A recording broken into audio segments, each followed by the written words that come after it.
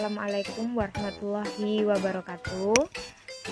Ya, ketemu lagi dengan saya, Nur Anissa Megawati. Saya akan menjelaskan materi tentang neraca pembayaran dan kebijakan perdagangan internasional. Nah, minggu yang lalu saya sudah menjelaskan tentang kerjasama ekonomi internasional ya. Saya bilang bahwasannya materi minggu lalu itu adalah materi terakhir. Tetapi saya lihat lagi ternyata ada submateri. Ini ternyata submateri ya. Submateri yang ada di bab perdagangan internasional yang awal dulu. Jadi ini tuh ada di dalamnya bab perdagangan internasional. Jadi kemarin itu kelupaan ya. Jadi ini saya terangkan materinya. Oke. Jadi saya akan menerangkan tentang neraca pembayaran terlebih dahulu. Apa sih yang dimaksud dengan neraca pembayaran? Jadi ini ya, saya perbesar. Neraca pembayaran adalah catatan sistematis untuk semua transaksi ekonomi luar negeri yang diadakan oleh penduduk suatu negara dengan negara lain dalam jangka waktu tertentu. Nah, di situ ada kata-kata jangka waktu tertentu. Jadi neraca pembayaran itu biasanya paling banyak itu dilakukan dalam waktu 1 tahun. Ngerekapnya itu 1 tahun, seperti APBN gitu ya. Oke, jadi di situ ada kata-kata catatan sistematis. Berarti neraca pembayaran itu adalah catatan sistematis tentang seluruh transaksi ekonomi. Jadi transaksi ekonomi itu apa saja? Ya banyak, ada transaksi ekspor, ada transaksi impor, terus kemudian transaksi pariwisata, jasa, dan lain sebagainya. Itu dicatat semuanya di dalam neraca pembayaran. Payment of account. Oke, ini ya pengertiannya. Jadi nanti lebih jelasnya kalian perhatikan contohnya. Jadi nanti pasti lebih jelas. Oke, saya lanjutkan. Tujuannya. Nah, tujuannya untuk apa sih neraca pembayaran itu dibuat? Jadi jelas bahwasannya tujuannya satu, untuk memberikan informasi kepada pemerintah. Itu sebenarnya panahnya itu terlihat ya, tapi entah kenapa kalau dipindah ke HP panahnya agak sedikit rusak. Jadi memberikan informasi kepada pemerintah itu maksudnya adalah dengan adanya neraca pembayaran itu bisa diketahui seberapa besar hubungan negara tersebut terhadap luar negeri. Jadi dengan adanya neraca pembayaran itu bisa dilihat, oh ternyata misalkan Indonesia dengan Singapura hubungan perdagangannya seperti apa terhadap Singapura, itu dilihat dari neraca pembayarannya. Jadi ibaratnya itu neraca pembayaran tuh kayak apa ya, kayak rekapitulasi gitu loh, rekapitulasi terhadap perdagangan internasional yang sudah dilakukan oleh negara itu dalam waktu 1 tahun.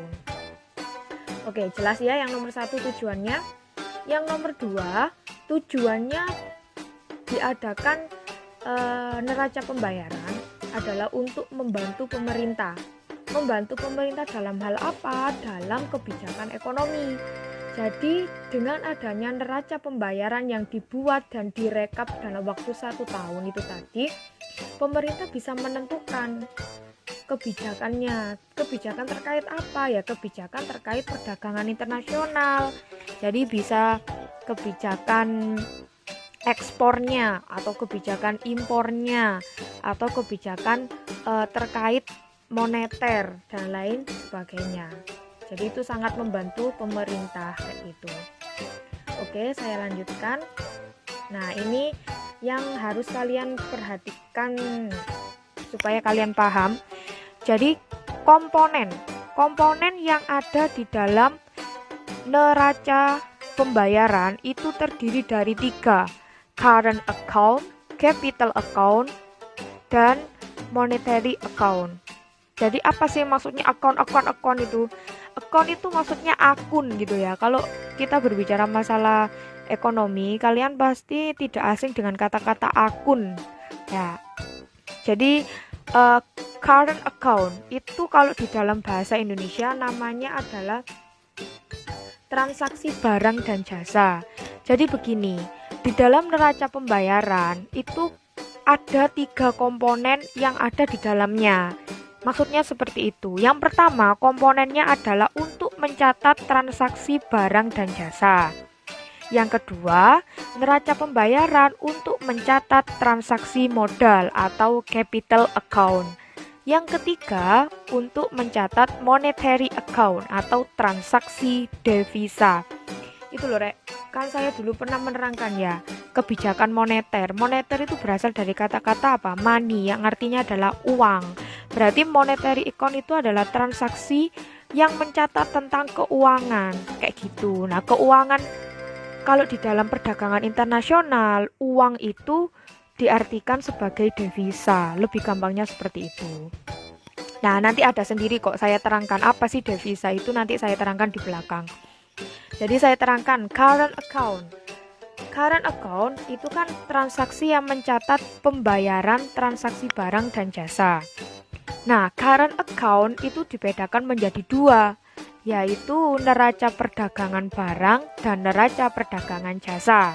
Nah, dari kata-katanya pasti kalian sudah paham. Kalau neraca perdagangan barang itu berarti neraca yang mencatat perdagangan barang saja. Jadi barang itu banyak loh, Rek, ya kan. Indonesia misalkan dengan Cina melakukan yang namanya ekspor dan impor barang. Nah, itu dicatat di dalam neraca perdagangan barang. Misalkan Indonesia ekspor kedelai kepada Cina.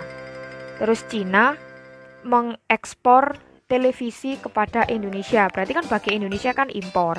Nah, itu juga dicatat. Ekspor dan impornya itu dicatat di dalam neraca perdagangan. Oke, yang kedua, maksud saya neraca perdagangan jasa. Kalau neraca perdagangan jasa ya berarti neraca yang mencatat tentang jasa yang dilakukan oleh negara yang satu dengan negara yang lainnya, kayak gitu. Kalau jasa berarti selain barang gitu loh intinya. Oke, yang kedua, capital account atau transaksi modal.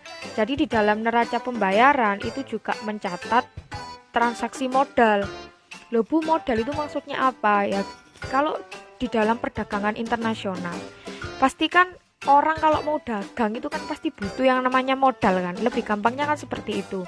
Nah, sama perdagangannya dilakukan oleh dua negara ini juga pasti membutuhkan yang namanya modal. Nah, transaksi modal itu biasanya berasal dari pinjaman luar negeri.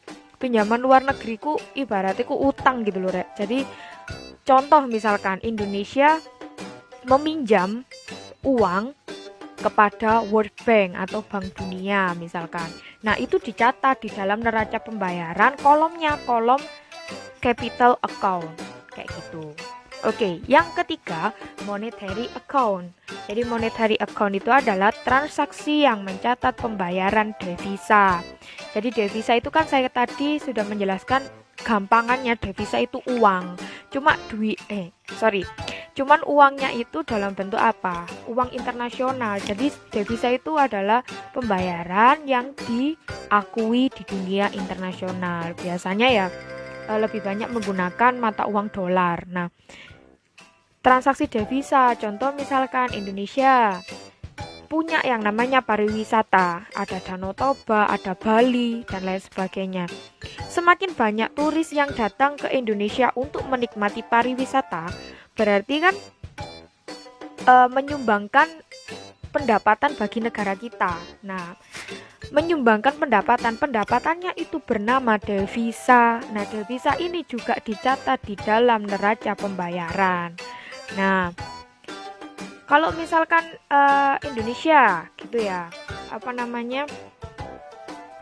juga membayar devisa bagi luar negeri, sama juga dicatat di dalam monetary account. Oke, saya ulangi, berarti komponen yang ada di dalam neraca pembayaran dibagi menjadi 3, current account, transaksi barang dan jasa.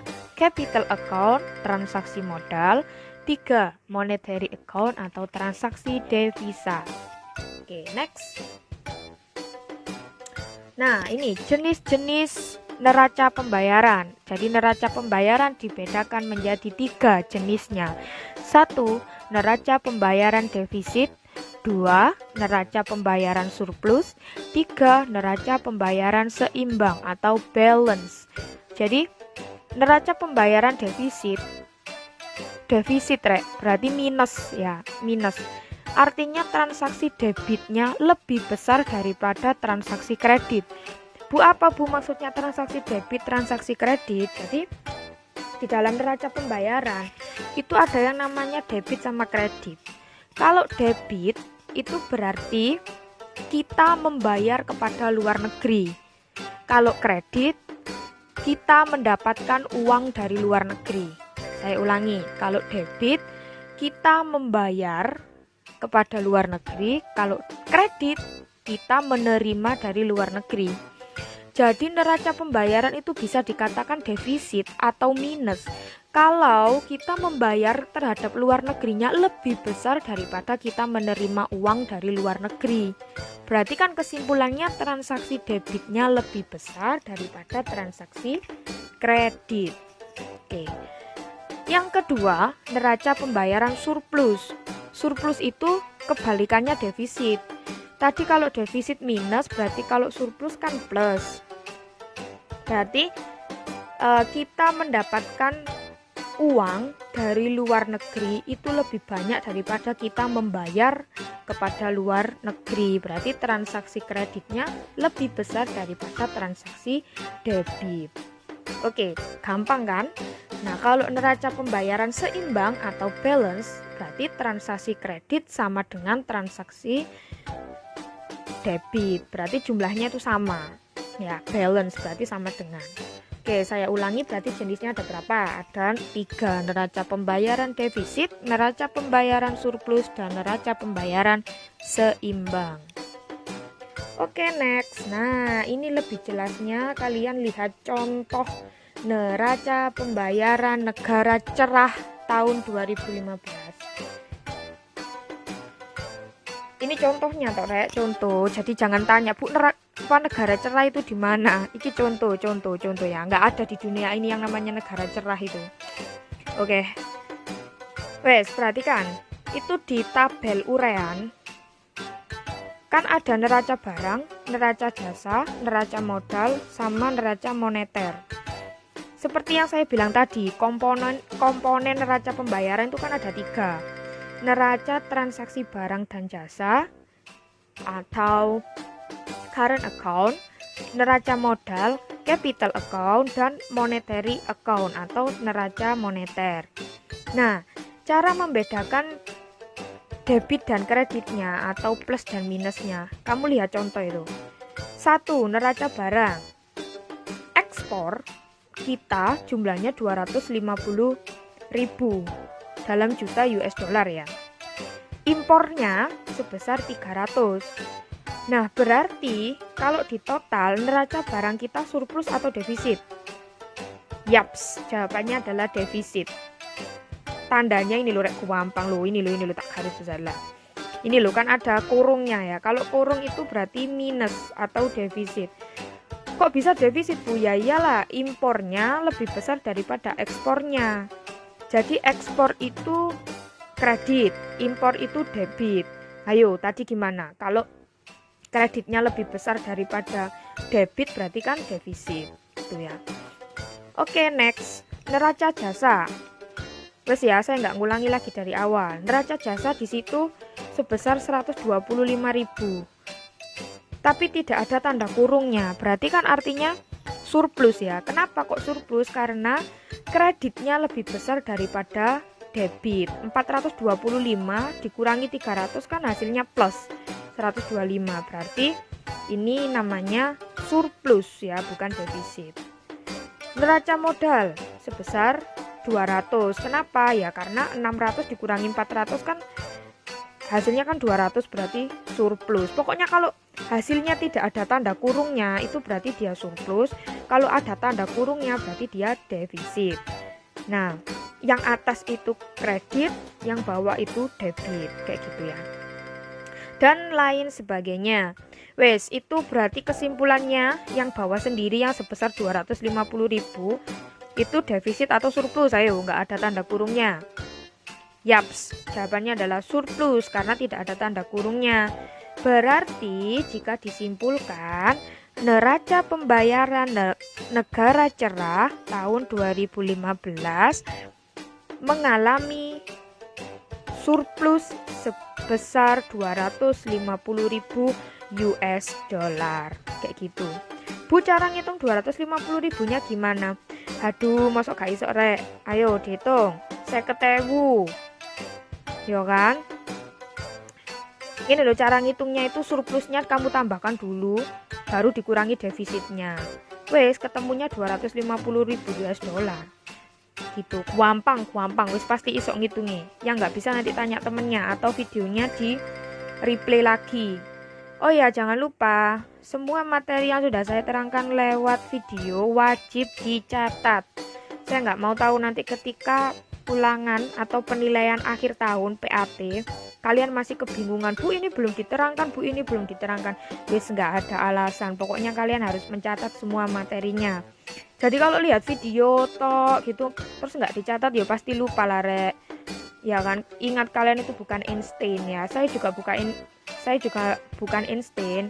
Jadi kecerdasan kita itu ya paling pol mungkin superior ya, bukan jenius. Jadi kalian harus mencatat. Oke.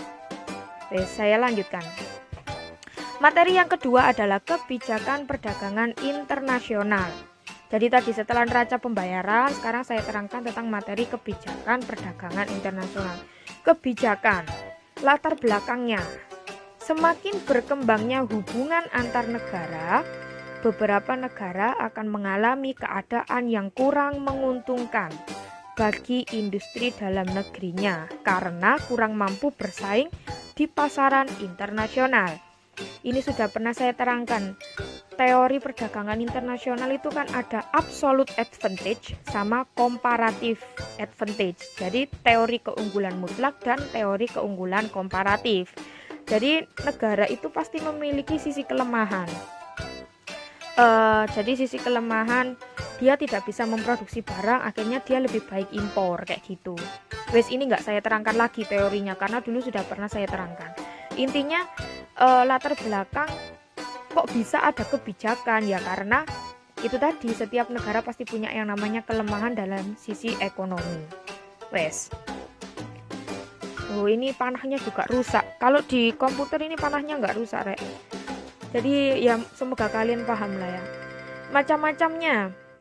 Macam-macam kebijakan yang dikeluarkan pemerintah untuk mengatasi kelemahan negaranya. 1. Kebijakan tarif. 2. Kebijakan kuota. 3. Kebijakan subsidi. Nah, tarif. Jadi di situ sudah jelas yang dinamakan tarif adalah suatu pembebanan atas barang yang melintasi daerah pabean dengan tujuan membatasi perdagangan dan mengisi kas negara. Understand? Kalau tidak paham saya jelaskan. Jadi gini rek, ekspor impor negara kan memiliki kelemahan ya kan. Jadi kalau misalkan Cina, contoh Cina terus, saya nyotokannya Cina terus ya rek, karena Cina ini negara adik kuasa dunia kedua. Dia itu menunjang perekonomian dunia, soalnya salah satu negara yang menunjang perekonomian dunia. Makanya saya selalu mencontohkan Cina. Mohon dipahami ya.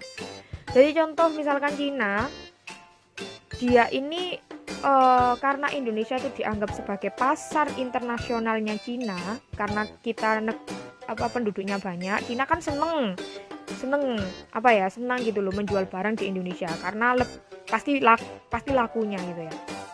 Nah, kalau itu dibiarkan secara terus-menerus tanpa adanya tarif, ya itu pasti kenaan Cina rek. Ibaratnya itu kita yang dirugikan. Kenapa? Karena dia dengan enaknya, dengan seenaknya menjual barang ke Indonesia tanpa adanya tarif. Berarti kan dia kan pasti menjualnya lebih murah kan. Nah, pasar kita di Indonesia yang menjual barang serupa misalnya pasti kalah, soalnya reganya kan lebih mahal kita menjual sendiri daripada Cina menjual kepada Indonesia. Akhirnya penduduk kita kan lebih banyak yang membeli barang dari Cina daripada harus membeli barang yang serupa yang diproduksi di Indonesia. Contoh misalkan kayak gitu. Nah, kalau kejadiannya seperti itu berarti kan negara kita dirugikan gitu loh. Nah, negara kita dirugikan, akhirnya pemerintah harus mengeluarkan kebijakan. Nah, salah satu kebijakannya itu dalam bentuk tarif.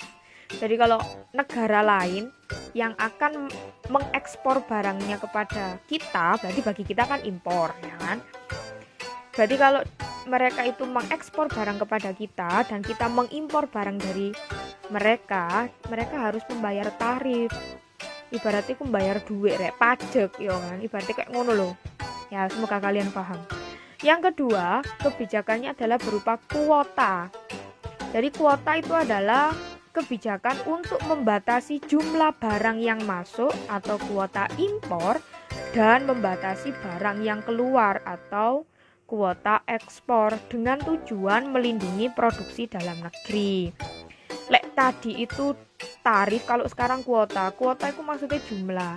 Jadi contoh misalkan Indonesia memberlakukan kuota harus seberapa banyak sih kita mengimpor, jadi nggak sebanyak-banyaknya gitu. Jadi ada kuotanya, pasti pemerintah itu punya punya kebijakan kuota, tidak semuanya itu diimpor. Contoh misalkan HP, kuotanya berapa yang akan diimpor, yang akan kita impor gitu ya. Jadi semuanya itu diperhitungkan dengan kuota.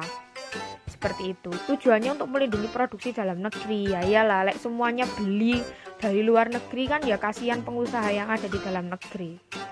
Seperti itu. Yang ketiga, subsidi. Subsidi adalah gampang. Subsidi ku pasti bantuan. Jadi pemerintah Indonesia memberikan bantuan kepada produsen yang ada di dalam negeri agar produsen itu dapat atau mampu menjual barang lebih murah. Jadi contoh misalkan kalian punya usaha UMKM gitu ya, usaha mikro kecil dan menengah.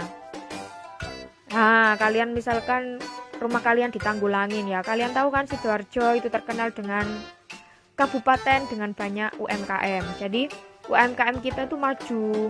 Nah, sebagai pemerintah daerah Kabupaten Sidoarjo, dengan adanya UMKM itu diberikan subsidi, dikei duit gitu loh, Rek. Kadang nggak mesti uang sih, ada juga yang diberikan bantuan dalam bentuk mesin, terus kemudian pokoknya diberi modal, didukung sama pemerintah, supaya apa? Supaya dia memproduksi lebih banyak barang dan harganya lebih murah. Kalau harganya lebih murah kan berarti warga kita lebih banyak membeli UMKM daripada membeli barang impor. Tujuannya itu seperti itu. Oke, itu macam-macamnya kebijakan, ada 3, tarif, kuota, dan subsidi. Next, nah ini yang terakhir, saya akan menjelaskan tentang devisa. Ini sudah saya singgung tadi di atas ya. Apa sih devisa itu? Kita kan sering banget mendengarkan kata-kata devisa, bahkan di berita-berita juga banyak yang menjelaskan, semakin banyak TKW dan TKI yang keluar negeri akan menambah devisa kita. Mereka adalah pahlawan devisa, dan devisa. Mungkin di benak kalian, posisi saja nih yang dimaksud dengan devisa itu. Oke, saya terangkan. Jadi devisa adalah valuta asing yang digunakan sebagai alat pembayaran luar negeri dan dapat diterima di dunia internasional yang diawasi oleh otoritas moneter, yaitu Bank Sentral atau Bank Indonesia. Apa sih? Jadi lebih gampangnya tuh gini, devisa itu adalah uang, Rek. Lah, uangnya itu adalah uang yang diakui di dunia internasional.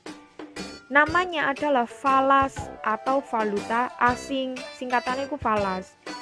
Digunakan untuk apa? Untuk pembayaran luar negeri.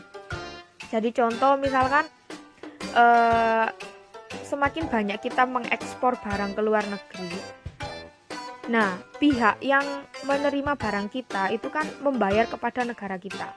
Nah pembayarannya itu namanya valuta asing. Nah valuta asing itu bisa disebut sebagai devisa. Karena apa? Karena dapat diakui di dunia internasional. Itu gampangnya. Oke. Wes, sekarang kalian mungkin bertanya-tanya, kira-kira sumber-sumber devisa negara itu dari mana aja? Kalau saya persingkat, ini ada 6 sumber devisa. Yang pertama, kolom pertama adalah berasal dari ekspor. Kita bergerak ke kanan ya. Jadi yang pertama adalah ekspor. Jadi seperti yang saya sebutkan sebelumnya tadi, semakin banyak kita mengekspor barang kita kepada luar negeri, ibaratnya kita menjual barang kepada luar negeri, semakin pula banyak kita mendapatkan devisa. Ya iyalah, kita kan dapat pembayaran kayak gitu. Yang kedua, perdagangan jasa. Ini hampir sama dengan ekspor, cuman kalau ekspor itu kita barang, kalau perdagangan jasa yang kita jual itu adalah jasanya. Jasa apa Bu kira-kira? Ya banyak rek, jasa yang dijual ke luar negeri ya kan, transportasi misalkan pesawat dan lain sebagainya, itu kan juga termasuk jasa. Nah ini yang paling saya sukai, pariwisata.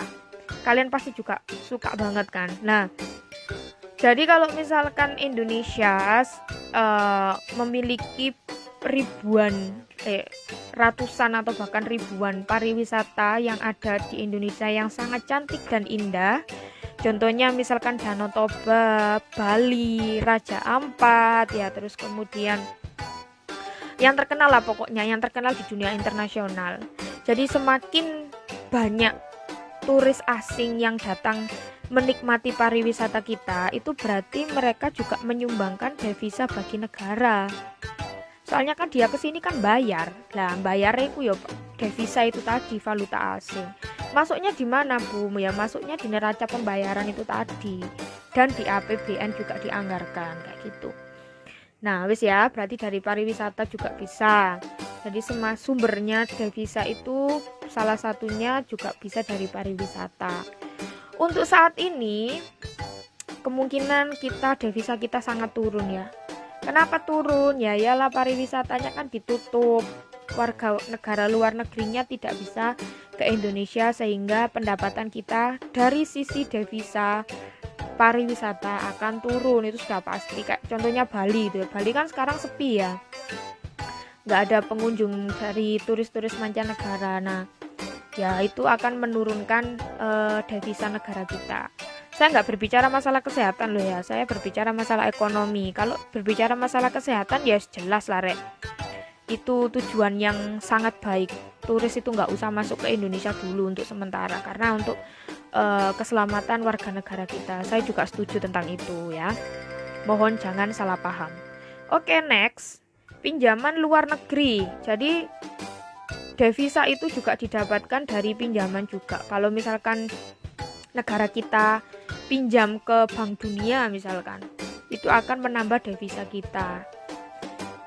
Terus kemudian sumber yang lainnya berasal dari hibah. Bukan gibah loh ya, hibah. Hibah itu adalah apa? Hadiah. Jadi contoh meneh. Misalnya Indonesia punya atlet gitu ya, yang berjuang di Asian Games atau SEA Games atau Piala Dunia dan lain sebagainya.